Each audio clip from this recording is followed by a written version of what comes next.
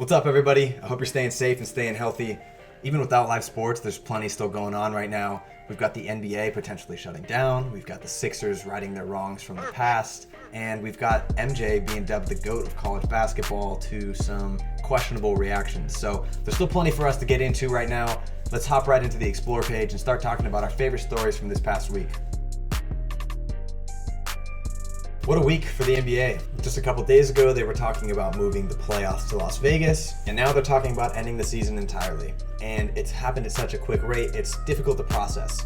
But Brian Windhorst came on to SportsCenter the other day to say that, quote, there's a significant amount of pessimism in the NBA and the NBPA's talks about whether they're going to cancel the season, and he attributed a lot of that to what is going on in China. The Chinese Basketball League was hoping to resume their season with thorough testing of players night in and night out, but the fear of passing the virus from asymptomatic players to other players ultimately caused them to rethink their decision. Now, the NBA is doing the same as a result, and they probably should be. This is a good thing they're considering this. With 21% of the season still remaining, that's a significant amount of games we'd be missing out on. So what does this mean for the players themselves? How does this impact their contracts? Well, according to this thread by Mark Stein, players could lose potentially up to 1.08% of their salary. 90% of players have received less than half their salaries because they're on 12-month payment plans. But there are fewer than 20 players who have negotiated all-you-can-get salaries. And this is really interesting. 9 of those are represented by Clutch Sports. For those of you who do not know, Clutch Sports is run by Rich Paul, who is LeBron James's best friend. Now, Rich Paul in the past has taken some heat for his methods and his unconventional style, but if you look at his track record, this is quite impressive. I mean, 9 of the fewer than 20 players are his. Let's look at who those players are. I mean, it's LeBron James, John Wall, KCP, DeJounte Murray, Miles Bridges, Darius Baisley, Darius Garland, Terrence Ferguson, and Trey Lyles. And then next year, this will also include Draymond Green, as he's going to transition over to Clutch too. So this is all super interesting, and it shows that, hey, Rich Paul kind of knows what he's doing.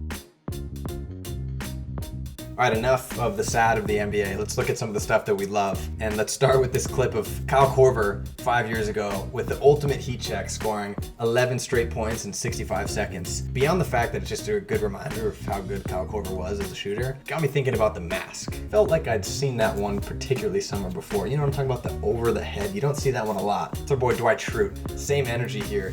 I knew I'd seen that before. All-time iconic episode of The Office. And quick tangent here, I'm seeing a lot of stuff floating around on The Office right now. Apparently the new cool thing is to hate on Jim, and I'm just gonna tell you right now to stop it.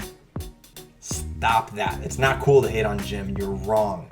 Jim's a hero, so lay off that crap. But anyway, back to our boy Kyle Korver. The mask thing had me thinking, right? What are some of those all-time iconic masks that we've seen before? Starting off with Russell Westbrook, I wouldn't throw that in the iconic sphere, but we've seen some dudes wear these to good effect. We got the white image of LeBron's mask here, but the real OG one was the black mask. That's one that we're gonna remember. And speaking of which, here's the full Batman look from Kyrie back when he was with LeBron.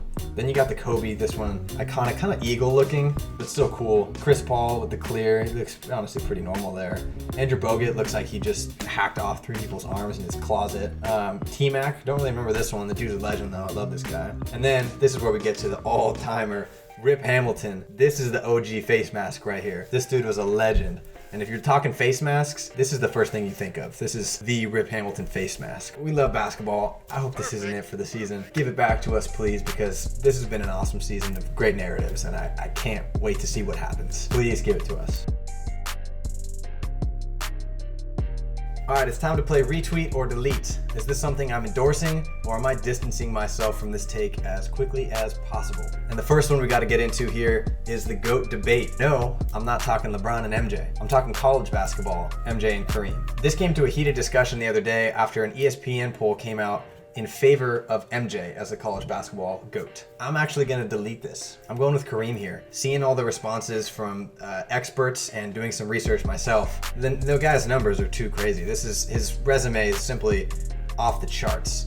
So what did people have to say here? Magic Johnson, Kareem Abdul-Jabbar is decisively the undisputed GOAT of college basketball. Pretty strong words here from somebody that other people have considered one of the best college basketball players ever as well. Michael Wilbon, the greatest college basketball player of all time is Lou Alcindor.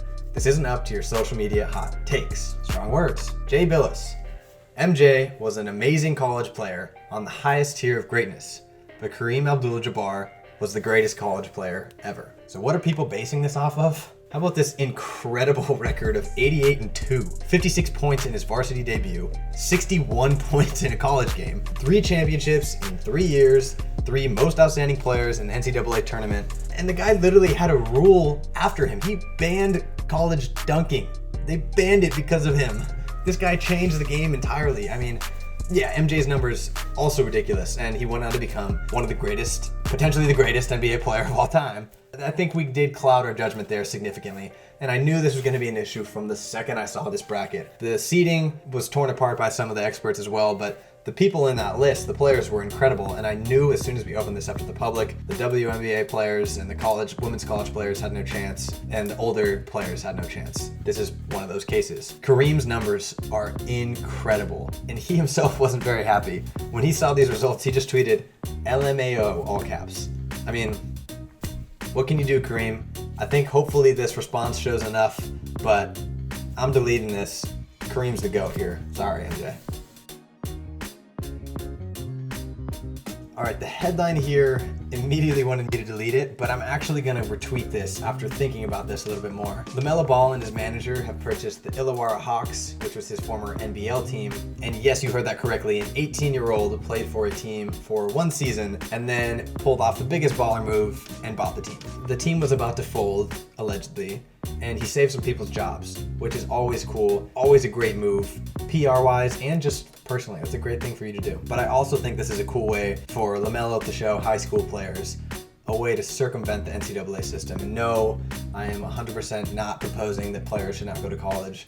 Go to college, get an education, you always should.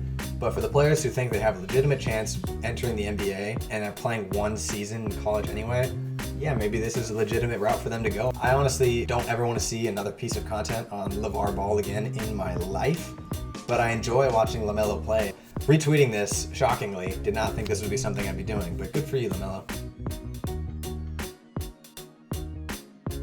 Who's starting at running back for the Cowboys? SpongeBob SquarePants. That's right, the NFL will be broadcasting one of its games on Nickelodeon this season after the CBA recently approved a new playoff game expansion. So yes, Nickelodeon has now received a football game from the NFL. And it's not the first time we've seen football on Nickelodeon. SpongeBob was also caught watching some football after doing something. I don't really know what he was doing there. And Nickelodeon, what's going on here? The NFL is apparently for the kids in the same way that Peyton Manning was here.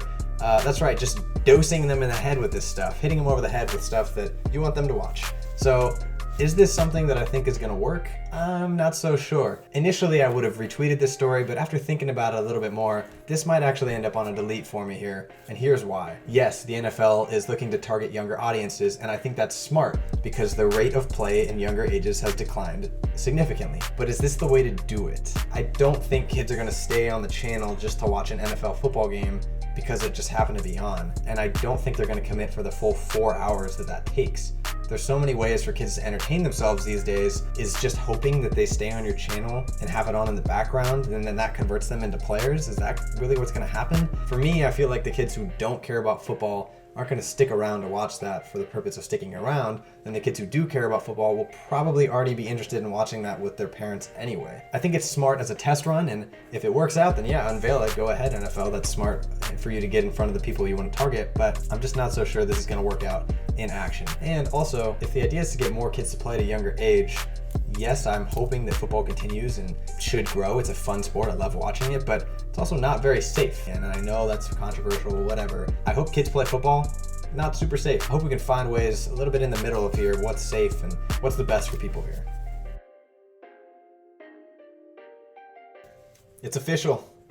Kobe Bean Bryant is an NBA Hall of Famer. Along with Tim Duncan and Kevin Garnett, these three have officially been inducted into the NBA Hoops Hall. We've got Kobe, who's a top 10 player of all time. We've got Tim Duncan, who's the best power forward ever. And KG, who's a top 5 power forward of all time. This is an obvious retweet for me. It's just one we had to bring up and discuss. I know people were bummed about Chris Bosh being excluded from this, but he'll get in, he'll be fine. I think a lot of people have rightly pointed out. Unfortunately, we've been robbed of the opportunity to see an incredible Kobe Bryant speech that would have honestly probably been really moving, but I think we can all imagine what it would have been. To Kobe, KG, Tim Duncan, thank you guys for the incredible childhood that you gave us, and Kobe, I hope you're enjoying this one upstairs.